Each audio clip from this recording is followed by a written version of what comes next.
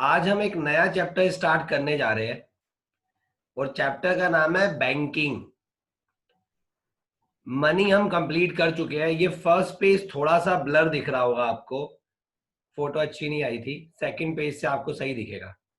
इसमें से हमें खाली एक डेफिनेशन चाहिए, तभी मैंने इसको करेक्ट नहीं करा। यस बच्चों, तो हम लोग बात करने जा रहे हैं बेटा बैंकिंग के ऊपर। सबसे पहला ये सब कुछ छोड़ो, जो सामने लिखा हुआ है कमर्शियल बैंक दिख रही होगी आपको एक हेडिंग, और एक ऊपर लिखा हुआ दिख रहा होगा सेंट्रल बैंक। इनको छोड़ो। सबसे पहले हम लोग बात करते हैं बैंक। आपने एक वर्ड सुना होगा बैंक। बैंक होता क्या है?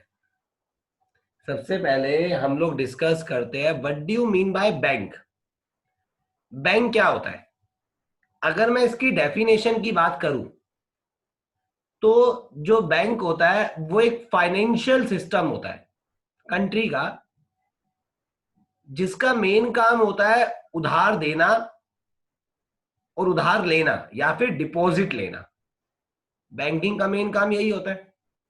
फाइनेंशियल इंस्टीट्यूशन इसलिए बोला क्योंकि बैंक जो भी लेन देन करता है वो पैसों में ही करता है। बैंक गुड्स तो बेच नहीं रहा, बैंक कोई प्रोडक्ट भी बना के नहीं बेच रहा, सर्विसेज दे रहा है। लोगों के पास जो पैसा है उसको अपने पास सबमिट कर रहा है और लोगों को रिक्वायरमेंट पड़ने पर उनको उधार दे रहा है। Basically that is called bank. तो बैंक होता क्या है ये तो हमें क्लियर है पहले से ही कि बैंक क्या होता है। लेकिन मेरा आपसे एक क्वेश्चन है, जो मैं आपको इसके दूसरे नोट्स दूंगा। एक्चुअली मनी और बैंकिंग के जो नोट्स आपको स्क्रीन पे दिखाए जा रहे हैं, क्लासरूम में आपको दूसरे नोट्स दिए जाते हैं। वो एक्चुअली एक नोटबुक इंस्टीट्यूट में ही पड़ी हुई है, तो मैं उठा के नहीं लाया, इसलिए इसको यहां से पढ़ा रहा हूं। मेरा एक क्वेश्चन उठता है बेटा, what do you mean by banking. आप अक्सर टीवी देखते हो, न्यूज़पेपर पढ़ते हो, एडवर्टाइजमेंट आती है उसके अंदर। वहां पे कई बैंक बता रहे होते हैं कि अब जो है हमारे बैंक की बैंकिंग बहुत अच्छी हो गई है। अब एचडीएफसी बैंक अपनी बैंकिंग बहुत अच्छी देता है। अब आईसीआईसी बैंक अपनी बैंकिंग बहुत अच्छी देता है। या फिर अब गवर्नमेंट बैंक की जो बैंकिंग है वो इजी हो गई है, कन्वीनियंट हो गई है। या फिर फर्दर बैंक की, कोई भी बैंक हो सकता है, किसी पर्टिकुलर बैंक की बैंकिंग इजी हो गई है। मेरा आपसे पहला सवाल यही उठता है बेटा, what do you mean by banking. ये बैंकिंग है क्या? अच्छी हो गई है, लड़की तो है नहीं, लड़का भी नहीं है, क्या है बैंकिंग? मतलब कहते हैं बैंकिंग हुई और आसान। मतलब क्या, मतलब क्या आसान हो गया? तो कोई बच्चा मुझे डेफिनेशन देगा कि बैंकिंग क्या है। बैंक तो समझ में आ गए कि sir bank is a financial institution जो क्या करता है, which deposit money of their customer and lending, क्या करता है, लोन देता है, borrowing, lending borrowing to their another customer and earning interest in against of loan, और उसके बदले में इंटरेस्ट कमाता है। बैंक का काम यही होता है। वो आपके पैसे जब को जमा करता है और जिन कस्टमरों को रिक्वायरमेंट होती है उनको उधार दे देता है और उसके बदले में इंटरेस्ट को अर्न करता है। That is called bank. But कोई मुझे अपने माइक को अनम्यूट करके बताएगा कि बैंकिंग क्या होती है। सर बैंकिंग जो बैंक सर्विसेज देते हैं वो होती है। वेरी गुड बेटा, बैंकिंग होती है services. Banking is the services. कैसी सर्विसेज? पैसा निकालने की सर्विसेज, पैसा डलवाने की सर्विसेज, पेमेंट करने की सर्विसेज, ठीक है, पेमेंट को रिसीव करने की services, that is called banking. तो banking is the process. Banking क्या हो गया बेटा? बैंकिंग प्रोसेस हो गया। Banking is the process of accepting deposit and withdrawal. भैया यही है बैंकिंग प्रोसेस है, जिसके अंदर क्या करा जा रहा है, एक्सेप्ट किया जा रहा है और रिक्वायरमेंट पड़ने पर उनको आगे पैसा दिया भी जा रहा है। That is called banking. कि बैंकिंग क्या होता है? तो बैंकिंग तो ये होता है। तो बैंकिंग की कहानी भी समझ में आ गई सर हमें कि बैंकिंग क्या होती है। अब बेटा हमारी कंट्री के अंदर ना, सर आपकी आवाज कट रही है। बेटा आवाज कट रही है। तो बेटा अब हमारा सवाल आपसे ये उठता है कि हमारी कंट्री में दो तरीके के बैंक होते हैं। वैसे तो हमारी कंट्री में बहुत सारे बैंक हैं, लेकिन उन बैंक्स को दो पार्ट्स में कैटेगराइज करा गया है। एक होता है कमर्शियल बैंक और एक होता है सेंट्रल बैंक। तो सबसे पहले मैं बात करने जा रहा हूं कमर्शियल बैंक के ऊपर। अब कोई बच्चा मुझे कमर्शियल बैंक के एग्जाम्पल देगा कि कौन सा बैंक कमर्शियल बैंक है? HDFC, HDFC एक कमर्शियल बैंक है, ICICI भी कमर्शियल बैंक है, PNB भी कमर्शियल बैंक है, स्टेट बैंक ऑफ इंडिया भी कमर्शियल बैंक है। वो सारे बैंक जिसके अंदर नॉर्मल पब्लिक के अकाउंट खुले होते हैं वो कमर्शियल बैंक है। तो सर इसका मतलब ये हुआ कि हमारी कंट्री में बहुत सारे कमर्शियल बैंक है। यस, वो नेशनलाइज हो भी सकते हैं और नहीं भी हो सकते। तो कमर्शियल बैंक का मतलब ये समझ में आया कि सर कमर्शियल बैंक वो बैंक होते हैं जो पब्लिक के लिए खुले होते हैं, जिसके अंदर लोग अपने पैसे को जमा करवाते हैं और जरूरत पड़ने पर उधार ले लेते हैं। कमर्शियल बैंक ये होते हैं। कमर्शियल बैंकों का काम क्या है आप खुद सोचो। आप बैंक में क्या करने जाते हो? या तो आप बैंक में पैसे को जमा करवाने जाते हो, या फिर आप बैंक से पैसे को निकलवाने जाते हो, या फिर आप बैंक में जाते हो लोन लेने के लिए, क्रेडिट कार्ड अप्लाई करने के लिए, FD खुलवाने के लिए, फिक्स डिपॉजिट, या और जो जो फैसिलिटी बैंक दे सकता है आप वो सर्विसेज लेने जाते हो। तो यानी दोज बैंक जो किससे डील कर रहे हैं? पब्लिक से डील कर रहे हैं directly, those are the commercial bank. जिनका मेन काम क्या है? मेन काम है लोगों के पास जो पैसा है उसको अपने पास डिपॉजिट करना और लोगों को जरूरत पड़ने पर उधार दे देना कि भैया उधार है ले जा। तो ऐसे बैंकों को क्या बोला जाएगा बेटा? ऐसे बैंकों को बोला जाएगा कमर्शियल बैंक। कमर्शियल बैंक है। चलो मैं सेंट्रल बैंक की खाली नाम पूछ रहा हूं। सेंट्रल बैंक भी क्या बहुत सारे होते हैं? यस और no? no, RBI, no. RBI है बस। आपको पता है कि भैया इंडिया में एक ही सेंट्रल बैंक है और उसका नाम है RBI, reserve bank of India. तो आओ सबसे पहले हम लोग कमर्शियल बैंक की डेफिनेशन पढ़ते हैं, फिर आगे बढ़ते हैं। प्रीवियस पेज पे रिटर्न जा रहा हूं, थोड़ा सा ब्लर है लेकिन नोट्स में प्रॉपर आ जाएगा। तो कमर्शियल बैंक की डेफिनेशन लिखी गई है। Commercial bank is an institution या फाइनेंशियल इंस्टीट्यूशन भी आप डेफिनेशन में लिख सकते हो कि commercial bank is an financial institution which perform the function of accepting deposit, जो लोगों के पैसे को अपने पास डिपॉजिट करता है, ग्रांटिंग लोन, उनको लोन देता है, एंड मेकिंग इन्वेस्टमेंट, और पैसे को इन्वेस्ट करता है, with the aim of earning profit, और उसका एम क्या होता है? प्रॉफिट अर्न करना। तो ऐसे बैंकों को क्या बोला जाता है बेटा? ऐसे बैंकों को बोला जाता है कमर्शियल बैंक। उसने बोला कमर्शियल बैंक वो बैंक होते हैं, मतलब वो फाइनेंशियल इंस्टीट्यूशंस होते हैं जो लोगों के डिपॉजिट को अपने पास रखता है, जरूरत पड़ने पर उनको उधार देता है, उनके पैसे को इन्वेस्ट कर देता है और उसके बदले में वो इंटरेस्ट कमाता है। और फिर एग्जाम्पल लिखने को बोल दे, या अगर आप लिखना चाहो तो जितने भी बैंक आप जानते हो कमर्शियल बैंक है उनके नाम लिख दो। तो डेफिनेशन तो हमारी हो गई खत्म कि कमर्शियल बैंक होता क्या है। अब अगला क्वेश्चन आता है हमारे सामने, function of commercial bank. Commercial bank के फंक्शन क्या है? देखो, कमर्शियल बैंक के मेन फंक्शन बता रहा हूं। मेन, मैं मेन वर्ड पे इसलिए फोकस कर रहा हूं, प्राइमरी फंक्शन, क्योंकि एग्जाम में लिखा हुआ आता है कि प्राइमरी फंक्शन लिखने हैं, सेकेंडरी फंक्शन लिखने हैं, या फिर और भी कई तरह के फंक्शंस होते हैं वो लिखने हैं।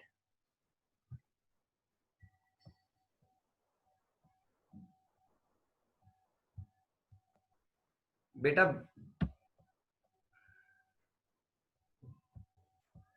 यस बेटा। तो अब आते हैं इसके प्राइमरी फंक्शन। प्राइमरी फंक्शन होता है, पहला मेन फंक्शन होता है एक्सेप्टिंग डिपॉजिट।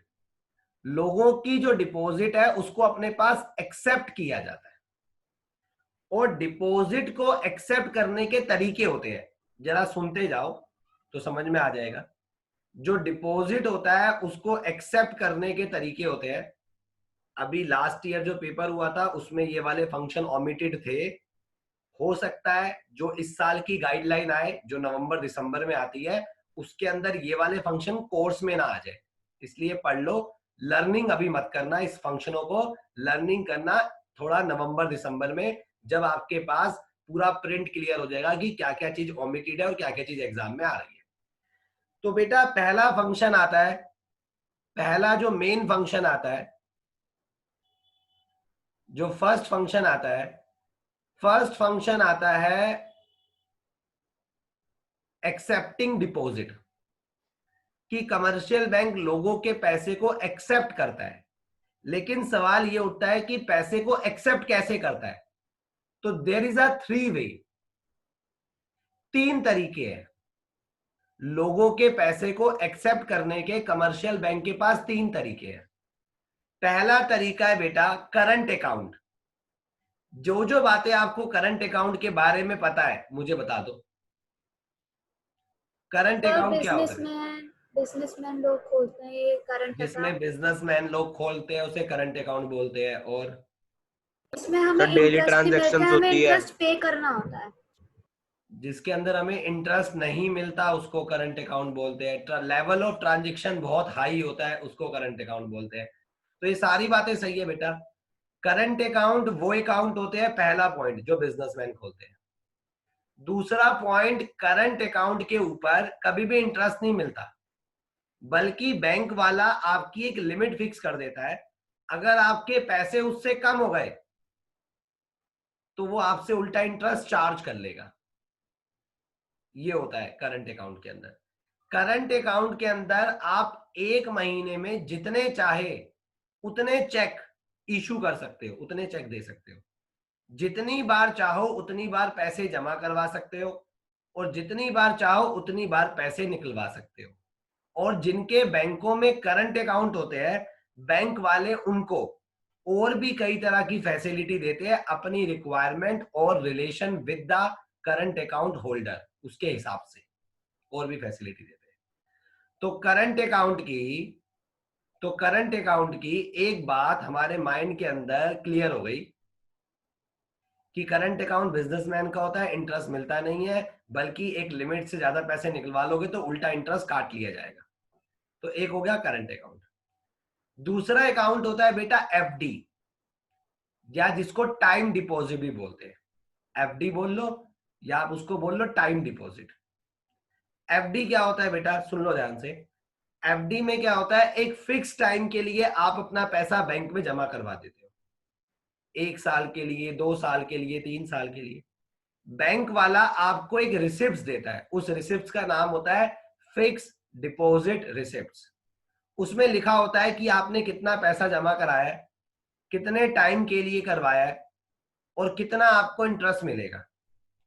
जब आपका टाइम पूरा हो जाता है तो बैंक वाला आपको इंटरेस्ट के साथ आपका प्रिंसिपल अमाउंट वापस कर देता है। बैंक के अंदर पैसे जमा कराने के जितने भी तरीके हैं, उन सब तरीकों में से सबसे ज्यादा हाई लेवल ऑफ इंटरेस्ट या हाई इंटरेस्ट बोल सकते हैं, वो इस फिक्स डिपॉजिट में या फिर टाइम डिपॉजिट के अंदर मिलता है। अच्छा, सवाल ये उठता है, बच्चों ने अक्सर पूछा है मुझसे, क्या सर फिक्स डिपॉजिट के अंदर टाइम से पहले भी पैसे निकलवा सकते हैं? वैसे तो नहीं निकलवाने चाहिए, लेकिन अगर आप निकलवाना चाहते हो तो आप बैंक मैनेजर को जाके एक एप्लीकेशन लिखोगे। आपको उतने पैसे नहीं मिलेंगे जितने का कमिटमेंट हुआ होगा, उससे कम ही मिलेंगे, क्योंकि कुछ हिस्सा आपका प्रपोर्शन में काट लिया जाएगा और बाकी पैसे आपको दे दिए जाएंगे। प्राइवेट बैंक वालों ने तो ये स्कीम निकाल रखी होती है कि जैसे आपने 1 साल के लिए एफडी कराई, और अगर आपने एक भी दिन पहले पॉलिसी को सरेंडर कर दिया, पॉलिसी का मतलब एफडी को सरेंडर कर दिया, तो आपको पूरे साल का इंटरेस्ट नहीं मिलेगा, जितना पैसा जमा करवाया उतना ही वापस मिल जाएगा, बात खत्म। तो ये होता है हमारा फिक्स डिपॉजिट, जिसमें हाई इंटरेस्ट मिलता है। इसमें पैसा डिपॉजिट करवाया जाता है, निकाला तो मैच्योरिटी टाइम पर ही जाता है। अगला आता है बेटा सेविंग अकाउंट। ये वाला नाम सबने सुना होगा। सेविंग अकाउंट क्या होता है? जो हमारे घर की स्मॉल स्मॉल सेविंग होती है, उसके लिए सेविंग अकाउंट को खोला जाता है। सेविंग अकाउंट में क्या होता है? जो हमारे घर में थोड़े थोड़े पैसे हम इकट्ठे करते रहते हैं, मंथली अपनी सैलरी में से, अपनी इनकम में से बचाते रहते हैं, ये बैंकों में जाके जमा करवा देते हैं। बैंकों में ज्यादातर अकाउंट सेविंग अकाउंट होते हैं। इसके अंदर ऊपर हमने दो अकाउंट पढ़े ना, एक करंट अकाउंट पढ़ा, एक एफडी पढ़ा। दोनों के फीचर्स होते हैं इसमें। देखो क्या होते हैं, जैसे याद करो, मैंने कहा था करंट अकाउंट के अंदर आप जितनी बार चाहो उतनी बार पैसे जमा करवा सकते हो और जितनी बार चाहो उतनी बार निकलवा सकते हो। सेविंग अकाउंट के अंदर भी आप पैसे जमा करवा सकते हो, निकलवा सकते हो, but with a certain limit. Limit होती है, जैसे बहुत सारे बैंकों का रूल फिक्स होता है, आप एक महीने के अंदर 6 या 7 चेक ही इशू कर सकते हो बस, या फिर आप एक महीने में सिर्फ इतने पैसे ही विड्रॉ कर सकते हो।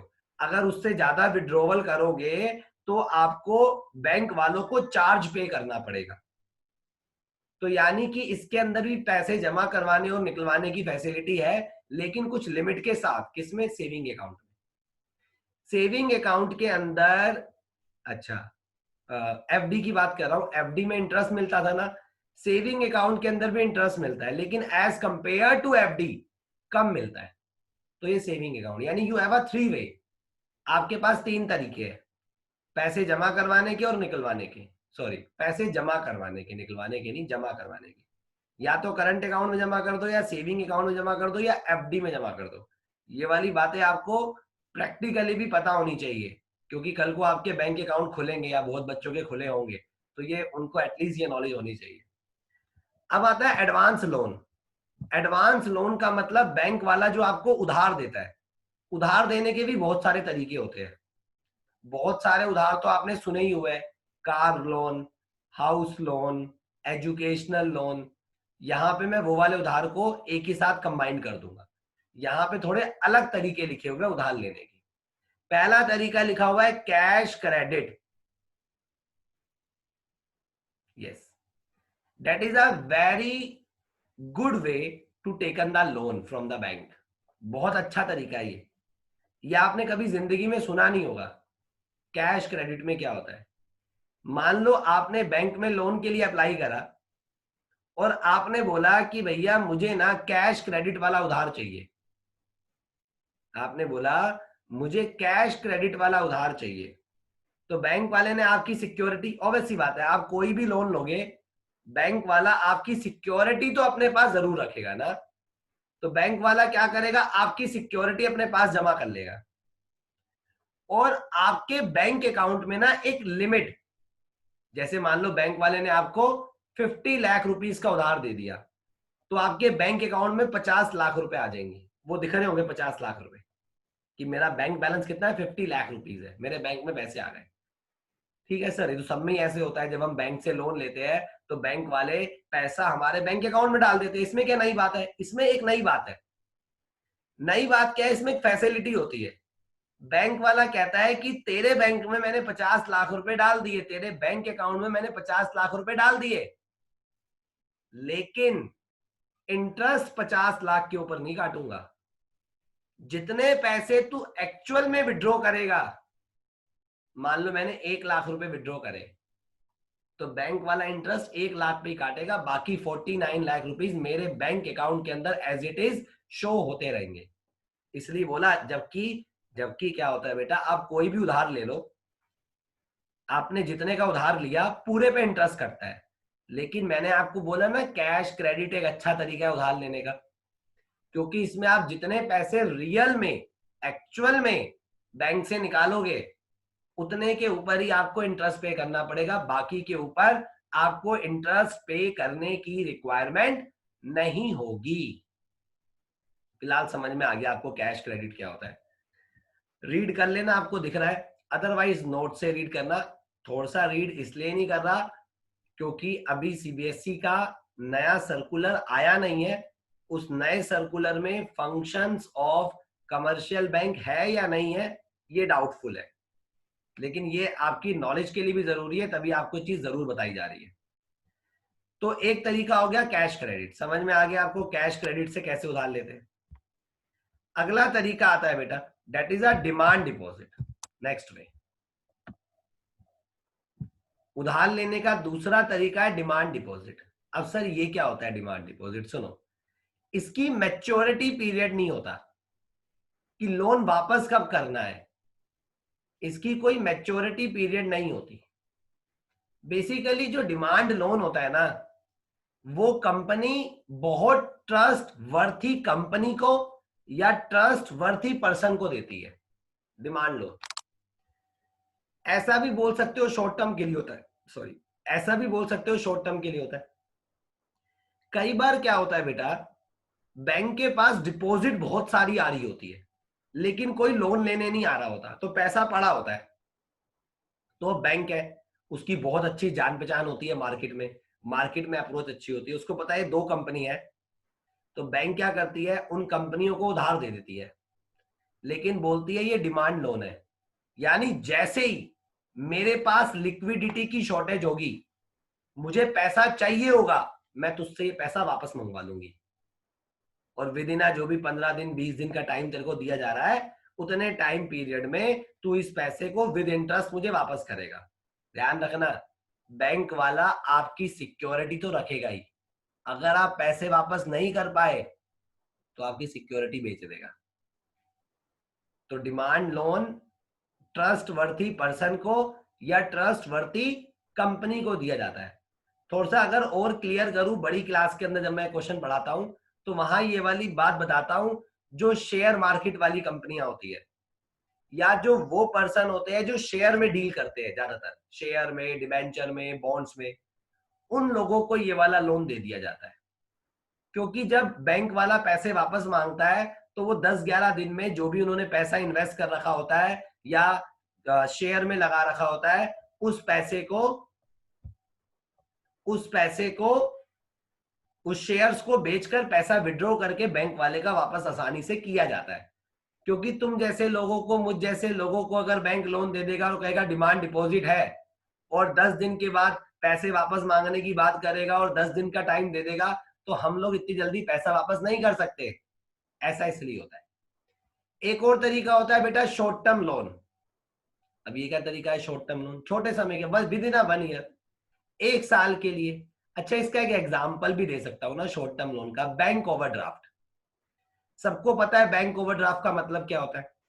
जितने पैसे हमारे बैंक में जमा होते हैं, कई बार हम उससे ज्यादा पैसे बैंक से निकाल लेते हैं, ऐसा होता है ना। जितने पैसे हमने बैंक में जमा कराए, हम उससे ज्यादा पैसे बैंक से विड्रॉ कर लेते हैं, तो उसको बोलते हैं बेटा short term loan. That is a short term loan, वो शॉर्ट टर्म लोन है। शॉर्ट टर्म लोन बेसिकली वो बैंक ओवरड्राफ्ट है, सॉरी, बैंक ओवरड्राफ्ट उसकी सब हेड है और मेन हेड है शॉर्ट टर्म लोन। तो बैंक ओवरड्राफ्ट की जो फैसिलिटी है, पहले सुन लो, उन लोगों को दी जाती है जिनके बैंक में करंट अकाउंट होते हैं, तुमको या मुझे नहीं दी जाती। अब मेरे बैंक के अंदर जितने पैसे जमा है, मैं उससे ज्यादा नहीं निकाल सकता, सेविंग अकाउंट है। जिनके सेविंग अकाउंट होते हैं उनको ऐसी कोई फैसिलिटी नहीं मिलती। हाँ, जिनके करंट अकाउंट होते हैं उनको मिलती है ऐसी फैसिलिटी, इसको बैंक ओवरड्राफ्ट बोलते हैं। और शॉर्ट टर्म की होता है, ये भी सुन लो, बैंक ये वाली फैसिलिटी इसलिए देता है क्योंकि जिनके बैंकों में करंट अकाउंट होते हैं ना, उनके अकाउंटों में फ्लैक्चुएशन बहुत ज्यादा होती है। मतलब फ्लैक्चुएशन का मतलब कि अचानक बहुत सारा पैसा आ गया, चला गया। अब मान लो मैंने प्रिंस को 10 लाख रुपए का चेक दे दिया, चेक के ऊपर वैलिडिटी थी 3 महीने की, प्रिंस लेने ही नहीं गया पैसे अभी तक। मैंने कभी अपने बैंक का चेक करवाया बैलेंस, उसके अंदर पैसे पड़े हुए थे, मैंने किसी दूसरे पर्सन को सारे पैसों का चेक काट के दे दिया, उसने क्या करा, वो पैसे निकाल लिए, और जिस दिन उसने निकाले अगले दिन प्रिंस ने भी चेक लगा दिया। अब रूल के हिसाब से तो मेरा चेक बाउंस हो जाना चाहिए ना, लेकिन नहीं होगा, क्योंकि बैंक ने मुझे क्या दे रखा होगा, बैंक ओवरड्राफ्ट फैसिलिटी। क्योंकि बैंक वाले को पता है यार करंट अकाउंट है इसका, इसको पता ही नहीं होगा चेक इसको दे रखा है या कब लगाना है, तो इसको हम लोग बैंक ओवरड्राफ्ट की फैसिलिटी दे देते हैं। क्यों? क्योंकि इसके अकाउंट में बहुत फ्रीक्वेंटली पैसा आता जाता रहता है। अगर 2-4 दिन के लिए नेगेटिव हो भी गया तो कोई बात नहीं, 3 दिन के बाद कोई नया चेक आ जाएगा, पैसे बढ़ जाएंगे, पॉजिटिव हो जाएगा। लेकिन हाँ, उस 2 या 3 दिन के लिए बैंक वाला इंटरेस्ट जरूर काटेगा, इसलिए that is a short term loan. तो ये इसका एक काम था दूसरा, मतलब लोन देने का। सेकेंडरी फंक्शन में बैंक वाला क्या क्या फैसिलिटी देता है, ये वाली बात मैं यहां बता चुका हूं। बैंक ओवरड्राफ्ट फैसिलिटी देता है डिस्काउंटिंग का bill of exchange. 11th class के अंदर आपने अकाउंट्स में पढ़ा हुआ है बिल ऑफ एक्सचेंज को डिस्काउंट कराने का मतलब क्या होता है, तो दोबारा बताने की जरूरत नहीं है। तो ये सेकेंडरी फंक्शन थे। That is the one of the important question, और ये बहुत इंपॉर्टेंट क्वेश्चन है, that is a agency function. अगर कमर्शियल बैंक के फंक्शन हमारे कोर्स में इस साल रहे तो ज्यादा श्योरिटी है, 90% श्योरिटी है इवन, कि ये वाला क्वेश्चन आएगा। एजेंसी फंक्शन क्या होता है, बैंक वाले, कमर्शियल बैंक वाले कई बार हमारे एजेंट बन जाते हैं। जो कमर्शियल बैंक वाले होते हैं वो कई बार क्या होते हैं बेटा, हमारे एजेंट बन जाते हैं। एजेंट, एजेंट मतलब, एजेंट का मतलब ब्रोकर। किस तरह से ब्रोकर बन जाते हैं मैं बताता हूं। मान लो मेरे को अब बहुत सारे स्टूडेंट्स हैं जिनको मैं पढ़ाता हूं ना, अब मान लो मेरे को उनसे फीस कलेक्ट करनी होती है, बट मेरे पास टाइम नहीं होता ना कि मैं सबको कॉल करूं, रिमाइंडर डालूं कि फीस सबमिट कर दो, ये सबमिट कर दो, वो सबमिट कर दो। तो मैंने क्या करा, मैंने बैंक वालों को लगा दिया इस काम पर। मैंने सबकी डिटेल्स उन बैंक वालों को दे दी। मैंने कहा जिसकी ड्यू डेट जब आ जाए उसको कॉल कर देना या मैसेज छोड़ देना और बोलना बैंक में पैसे जमा करवाएगा, और मेरे को अपडेट करते रहना कि इसके पैसे आ गए, इसके पैसे आ गए। तो ये एजेंट ही बन गया बैंक वाला। ऐसे ही मेरे बिहाफ पे पेमेंट, देखो बैंक वाले पेमेंट करते हैं ना, हम कोई चीज ईएमआई पर लेते हैं तो बैंक वाले हर महीने टाइम से हमारे बैंक से पैसे पे कर देते हैं। तो वो भी तो एजेंट ही हो गया, हमारा एजेंट बन के काम कर रहे हैं।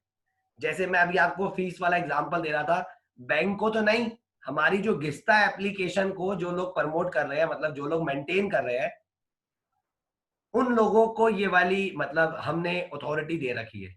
आपकी डेट ऑफ ज्वाइनिंग, किस बच्चे की कितनी फीस आती है, उसकी डेट ऑफ ज्वाइनिंग कब होती है, सारी डिटेल उनके पास है।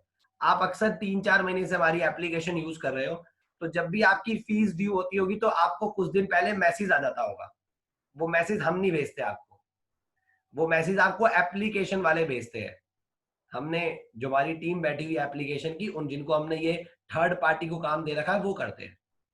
इवन रूल तो वैसे ही है कि अगर आप 40 दिन से लेट हो जाते हो फीस पे करने में तो आपको एप्लीकेशन से आउट कर दिया जाएगा, यानी क्लास से आउट। लेकिन अभी हमने वो वाला फीचर उनको कह के ऑफ करवाया हुआ है, क्योंकि हमें पता है लॉकडाउन चल रहा है, बच्चों की फीस आगे पीछे हो जाती है। तो ये थर्ड पार्टी है, यानी वो हमारे एजेंट है। ऐसे ही बैंक वाले भी एजेंट बन सकते हैं, वो भी ये सारा काम कर सकते हैं, हमारी सरदर्दी खत्म। तो that is called agency function.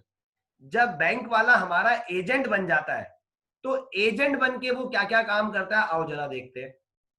सबसे पहला काम करता है वो ट्रांसफर ऑफ फंड। भैया मेरे अकाउंट में पैसे पड़े थे, मेन काम क्या था, पैसे जमा करवाना और निकाल के ले जाना। लेकिन मान लो मुझे अपने अकाउंट से पैसे रौनक के अकाउंट में या उज्जवल के अकाउंट में ट्रांसफर करने हैं, तो बैंक वाला करेगा ना मेरा काम। मैं बैंक वाले को नेट बैंकिंग के थ्रू या चेक काट के उज्जवल को दे दूंगा, फिर वो पैसे मेरे अकाउंट से ट्रांसफर होके सेफली उज्जवल के अकाउंट में चले जाएंगे। तो ट्रांसफर ऑफ फंड ऐसे करा जा सकता है। या फिर collection and payment of various item, ये वही वाली बात है कि बिल की पेमेंट करनी है, बिजली का बिल, ईएमआई की पेमेंट बैंक वाला कर देता है। कलेक्शन करनी है, फीस कलेक्ट करनी है, इंटरेस्ट कलेक्ट करना है, डिविडेंड कलेक्ट करना है, तो on the behalf of customer bank जो है कलेक्ट भी कर सकता है, पे भी कर सकता है। और क्या कर सकता है, purchase and sale of foreign exchange. आप कभी अच्छे बैंक्स में जाओ तो आप जब भी काउंटर पे जाओगे तो वहां पे ऊपर सामने एक रेड, मतलब एक बोर्ड लगा होगा जिसपे रेड कलर से कुछ चल रहा होगा, $1 इतने रुपए का, अमेरिकन डॉलर इतने रुपए का, यूके का डॉलर इतने रुपए का, चाइनीज इतने का, अलग अलग करेंसी के रेट आ रहे होंगे। तो अगर आप चाहो तो बैंक वालों से भी करेंसी खरीद और बेच सकते हो, लेकिन लोग नहीं खरीदते बैंक वालों से, क्योंकि अगर बैंक वालों से खरीदोगे या बेचोगे तो वो जीएसटी भी काट लेंगे। तो लोग क्या करते हैं, प्राइवेट ब्रोकर को सर्च करने लग जाते हैं इसके लिए कि उनसे खरीदेंगे। लेकिन ये भी बैंक का एक काम है कि जो फॉरेन एक्सचेंज है उसको खरीदना और बेचना। बैंक का अगला काम क्या आता है? बैंक का अगला काम आता है बेटा, ये सारे नहीं पढ़ा रहा, इनकम टैक्स कंसल्टेंसी भी देता है बैंक। जैसे आपको कितना टैक्स पे करना है, अगर आपको रिक्वायरमेंट है कि आपको अपना टैक्स पे करना है, रिटर्न सबमिट करनी है, जीएसटी रिटर्न पेमेंट करनी है, आपको नहीं आ रही, तो आप बैंक से भी मदद ले सकते हो।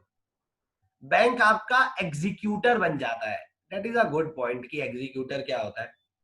ठीक है, एग्जीक्यूटर और ट्रस्टी भी हो सकता है, ट्रस्टी एंड एग्जीक्यूटर यार दोनों ही लिखे हुए। ट्रस्टी बन जाता है, एग्जीक्यूटर बन जाता है। अब मान लो कि जो वंशिका है उसका घर है इंडिया में, वो तो है ही, अब ये अमेरिका शिफ्ट हो रही है 4-5 साल के लिए। तो क्या हुआ, इसने बैंक वालों को बोल दिया कि भैया तुम मेरे घर के ट्रस्टी हो, ध्यान रखना, सफाइया करवा देना, बिजली का बिल, पानी का बिल टाइम से पे कर देना, सारा ध्यान रखना, हाउस टैक्स वगैरह टाइम से पे कर देना। तो वो ट्रस्टी बन गया। अब वंशिका 4 साल वहां रही, अब वंशिका का इंडिया आने का मन ही नहीं कर रहा, तो वंशिका ने बैंक वालों को फोन कर दिया और बोल दिया now you are a executor, बेच दो मेरा घर। तो इस तरह के काम भी करता है बैंक वाला आपके लिए, ट्रस्टी बन जाता है, आपकी प्रॉपर्टी को, आपके घर की देख रेख भी करता है, और एग्जीक्यूटर भी बन जाता है आपके बिहाफ पर, अच्छी बिड के ऊपर आपके घर को बेच भी सकता है। लेटर ऑफ रेफरेंस, ये एक टाइम पे बहुत इंपॉर्टेंट पॉइंट हुआ करता था। लेटर ऑफ रेफरेंस ये क्या होता है, जरा सुन लो, शॉर्ट में बता रहा हूं। देखो, एक इंडिया का बैंक है स्टेट बैंक ऑफ इंडिया, अब उसकी ब्रांच इंडिया में तो है, लेकिन आपके रेफरेंस के लिए बता दूं कि दूसरी कंट्री के अंदर भी ब्रांच है। मान लो अमेरिका के अंदर भी ब्रांच है, और होगी। हर कंट्री के अंदर जितने भी नेशनलाइज बड़े बैंक है, उनकी ब्रांचेस दूसरी कंट्रीज में भी खुली होती है। जैसे जो इंडिया के बाहर के बैंक है, उनकी ब्रांचेस इंडिया में भी खुली हुई है। ठीक है, वो बहुत कम होते हैं। State bank of India, yes, इसकी ब्रांच थी सिंगापुर में, बहुत बड़ी ब्रांच खोली हुई थी इसने वहां पे। अब जैसे बता रहा हूं कि स्टेट बैंक ऑफ इंडिया की एक ब्रांच सिंगापुर में है, तो अब क्या होगा, सुनो क्या होगा, उसके इंडिया के भी कस्टमर है और वहां के भी कस्टमर है, फॉरेन के भी कस्टमर